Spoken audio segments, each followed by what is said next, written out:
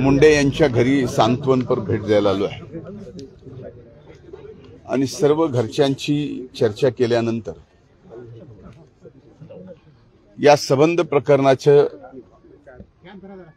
जे त्यांच्याकडून ऐकलं त्यामध्ये स्पष्टपणानं पोलिसांच्या आणि तिथं वैद्यकीय अधिकाऱ्यांच्या अतिशय त्रासाला कंटाळून हा प्रकार घडलेला आहे।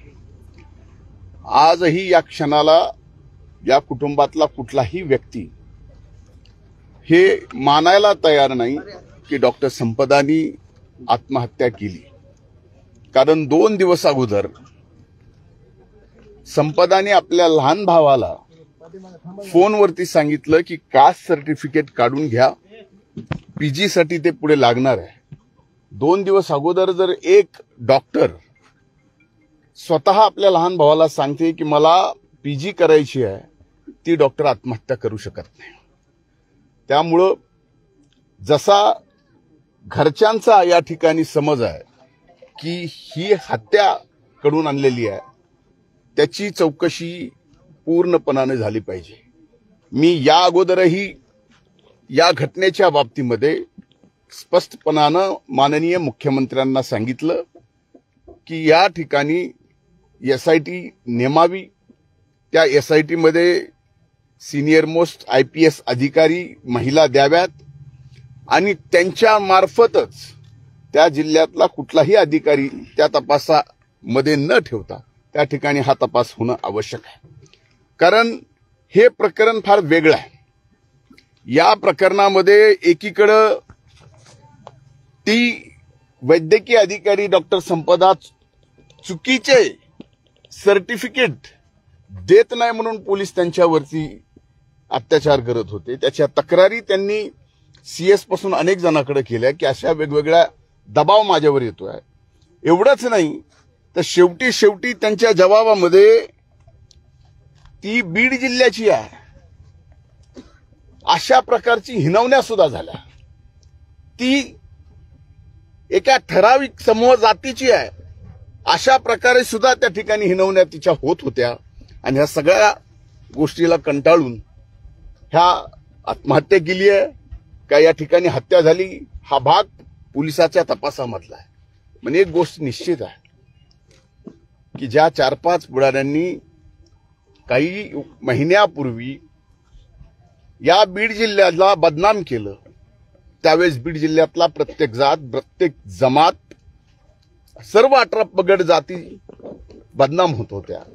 याच्यातले कुणी ना कुणी बाहेर शिकायला होतं, कुणी ना कुणी नोकरी करत होतं, त्यांचा विचार बीड जिल्हा बदनाम करताना कुणी केला नाही। आणि आज तेच प्रकार त्याला हेही कुठंतरी कारणीभूत आहेत, नाही तर हिनवणी झाल्या नसत्या। आज हे समोर आलंय, हे आज समोर आलंय, न समोर येणारे आणि गुपचूपपणानं गाव सोडून कोसो किलोमीटरवर आपले पोट भरणारे लोक किती हिनवण्या सहन करत असतील याचा आज त्यांनी विचार करायला पाहिजे। एवढंच नाही, याबाबत मला पोलिसांना, प्रशासनाला एक प्रश्न विचारायचा आहे की कुठल्या अधिकारात आपण ज्या वेळेस डॉक्टर संपदा आत्महत्या केली किंवा तिचा मृत्यू झाला त्यावेळेस पोलिसांनी घरच्या कुठल्याही लोकांना न येऊ देता तिथून बॉडी हलवली कशी PM साठी? इथपासून सगळ्या गोष्टी चौकशी करण्यासारख्या।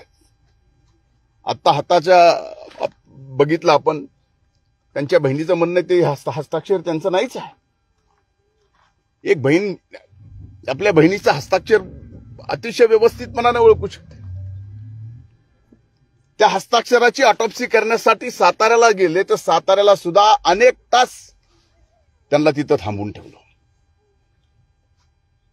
या ठिकाणी माझी आणखीन एक मागणी आहे की या दरम्यान तिथं जे पोलीस अधिकारी काम करत होते त्यांची पूर्ण चौकशी झाली पाहिजे आणि आता सुद्धा जे काम करतायत या तपासामध्ये त्यांची सुद्धा चौकशी झाली पाहिजे, त्यांचे CDR काढले पाहिजेत। इथं तर सरळ सरळ खासदाराच्या 2 PAचा संबंध जोडला गेलाय.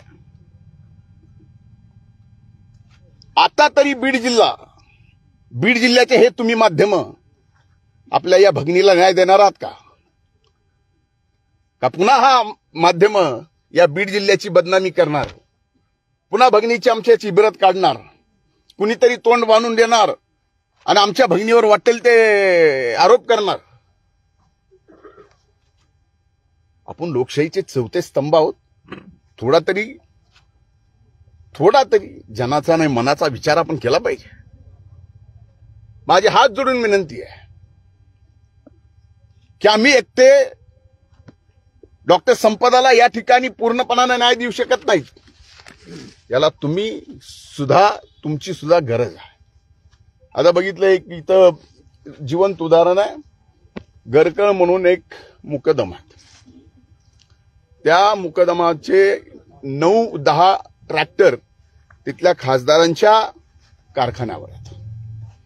आता 9-10 ट्रॅक्टर कारखान्यावर आहेत, काही बाकी राहिली असेल म्हणून त्यांना मरोस्तोर मारलं आणि मरोस्तोर मारल्यानंतर त्यांना आता ऍडमिट करून घ्यावा लागणार ही परिस्थिती डॉक्टर संपदाच्या समोर आली. त्यावेळेस संपदावर सुद्धा ज्यांचा कारखाना आहे, जे खासदार आहेत, त्यांच्या PAनी दबाव टाकला की यांचा BP नॉर्मल आहे, हे नॉर्मल आहेत, यांना परत पाठवून द्या, म्हणजे यांना हॉस्पिटलमधून सुट्टी द्या. इथंच ह्या व्यक्ती इथंच आहे, हेच सांगेल. म्हणजे इतकं जर भयंकर होत असेल तर मी मात्र या ठिकाणी शासनाला तर स्वस्थ बसू देणार नाही. डॉक्टर संपदाला न्याय मिळवून देईलच. साखर सम्राटांची दादागिरी त्या ठिकाणी आहे का? आणि मजूर आणि जे मुकादम आहेत त्यांना कुठेतरी डांबून ठेवण्यासाठी अशा पद्धतीने दबाव टाकला गेला आणि त्यातून हा सगळा प्रकार घडला असं वाटतं. आपल्याला तेच सांगितलं ना मी की यांचे ट्रॅक्टर जमिनी का लावली, जमिनी कोण पैसे घेतले माझे, हे उत्तर आहे का? आणि ट्रॅक्टर आतमध्ये. थँक्यू.